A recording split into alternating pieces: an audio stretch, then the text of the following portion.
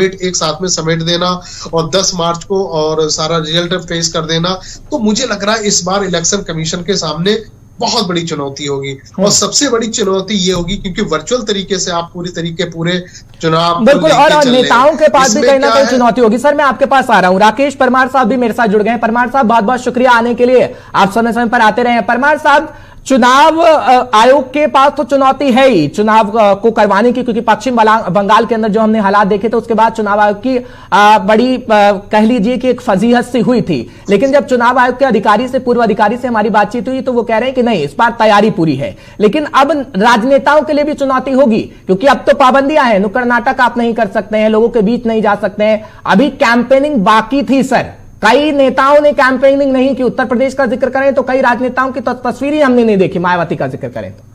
चुनौती दोनों के लिए है। हर जी नमस्कार। चुनौती तो अब शुरू हो रहा है चुनाव आयोग के लिए और हमारे आपके लिए भी, क्योंकि नेता अगर बात मान जाए तो वो फिर भारत का नेता ही नहीं रहेगा जी। वो सिर्फ जितनी पाबंदियां वो हमारे आपके लिए है। आप चुनाव सभाओं में देखते होंगे कि हमारा मास्क नहीं होगा, आपका मास्क नहीं होगा, 2000 रुपए का चालान पकड़ा दिया जाएगा। लेकिन नेता कभी मास्क लगा करके आप कुछ सार्वजनिक ओपन नहीं दिखता है। अगर आप शादी और श्राद्ध में 10 आदमी 20 आदमी की लिमिट है, लेकिन अगर आप रैली में जा रहे हैं तो आप 10-20 हजार लाख जाएंगे तो नेता नाराज हो जाएगा कि सिर्फ 2 लाख लाए हैं जी। तो अगर नेता का भीड़ नहीं हो तो ये नेताओं के लिए नहीं, हमारे आपके लिए चुनौती है। हमारा आपका फर्ज है कि हम लोगों में जन जागरण फैलाएं कि मतदान बड़ा जरूरी है, नागरिक धर्म है, लेकिन उससे भी ज्यादा जरूरी अपना संसार बचाना है। क्योंकि संसार के लिए आप एक नंबर है कि एक आदमी कोरोना से मरा, लेकिन परिवार के लिए आप पूरा संसार है। इस टैग लाइन को हर चीज जरूर हम अंत तक मेंटेन करके अपने हर समाचार में हर में कहें कि आप अपनी जान का रक्षा करिए। चुनाव आयोग से ज्यादा चुनौतीपूर्ण हमारे और आप।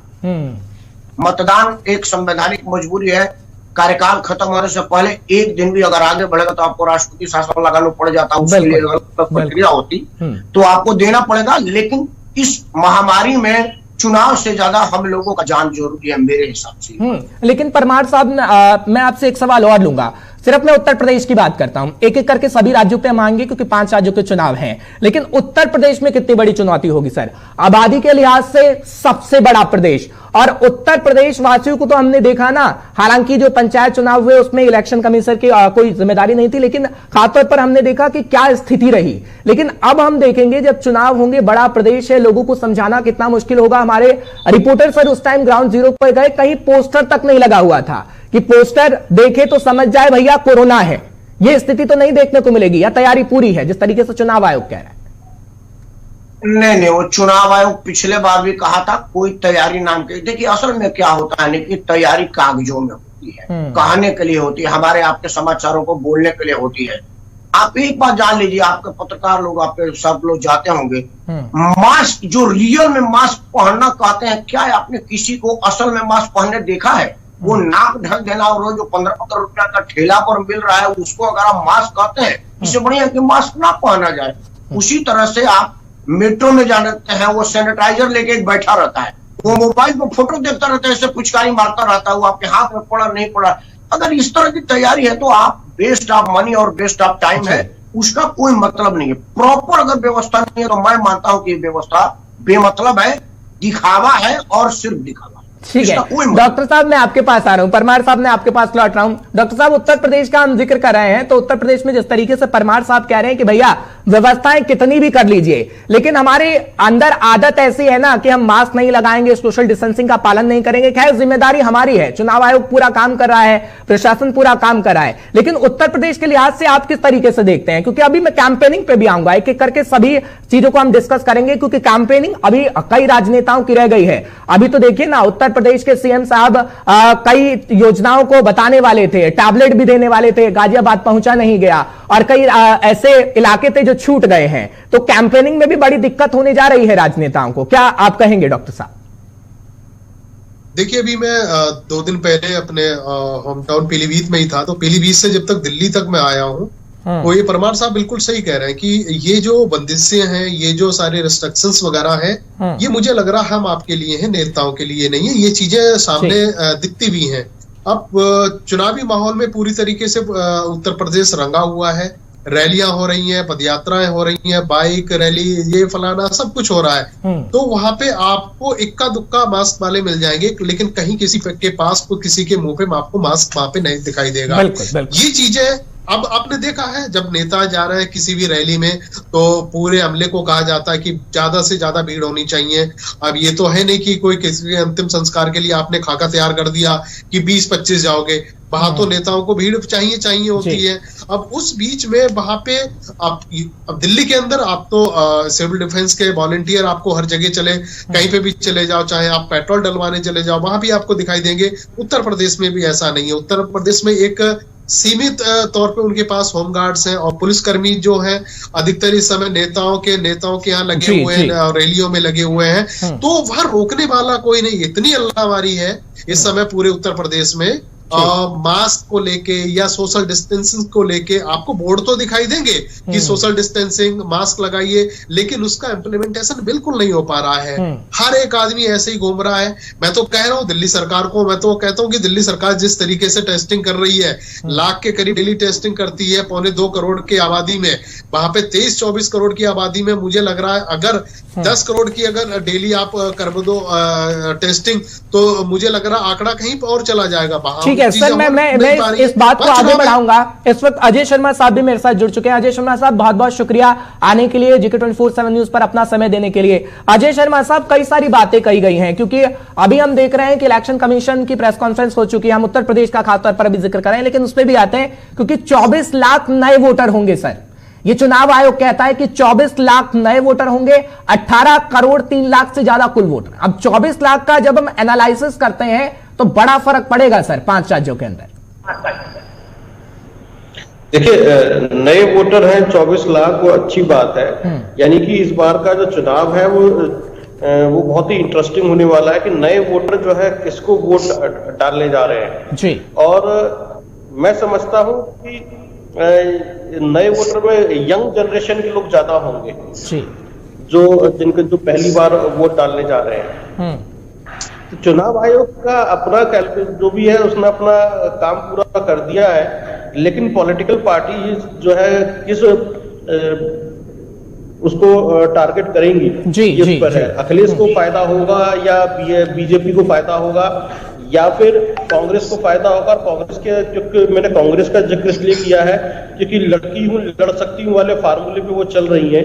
तो कितनी ऐसी महिला वोटर होंगी जो कि जो है कांग्रेस को वोट डालेंगी 24 लाख में से, तो ये उसके ऊपर है। और ये इस कैलकुलेशन से जब मैं समझता हूँ ज्यादा फर्क नहीं पड़ेगा। 24 लाख से एक तो विधानसभा फर्क पड़ेगा। चलिए ठीक है, फर्क कितना पड़ेगा नहीं पड़ेगा ये तो वक्त बता पाएगा। लेकिन परमार साहब, आपकी मुस्कुराहट से मैं समझ रहा हूं कि जो मैं सवाल पूछूंगा उसका अच्छा ही जवाब मिलेगा, क्योंकि प्रधानमंत्री नरेंद्र मोदी साहब जब सत्ता संभाल रहे थे तो कहा गया युवा प्रधानमंत्री हैं। सीएम साहब आए, समाजवादी पार्टी के पूर्व मुख्यमंत्री है, युवा है जी। अब किसी के आगे युवा जोड़ दिया जाता है। अब 24 लाख हम नए मतदाता देख रहे हैं, जवाब अच्छा मिलेगा, उम्मीद है आपसे।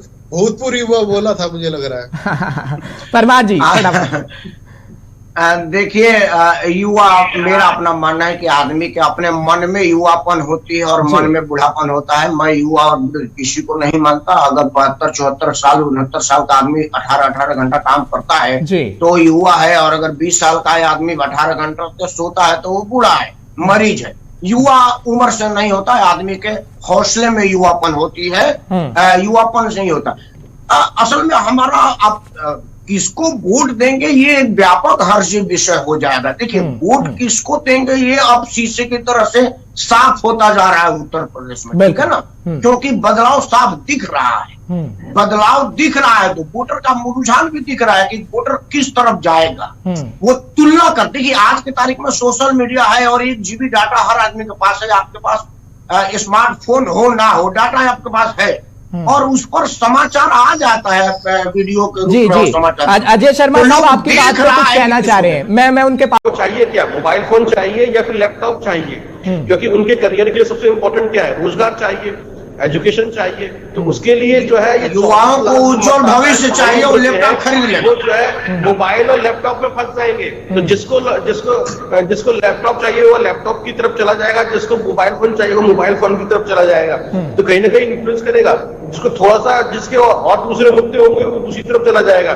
तो राकेश परमार जो बात कह रहे हैं कि अभी से कयास लगाना बड़ा मुश्किल है, ये 24 लाख वोटर किस तरफ जाएगा ये पता नहीं है, लेकिन सबके अपने अपने एजेंडे होंगे, अपने अपने उद्देश्य होंगे, उसको ध्यान रखते हुए वोट डालेगा। ठीक है परमार जी, इस बात से सहमत हैं आप?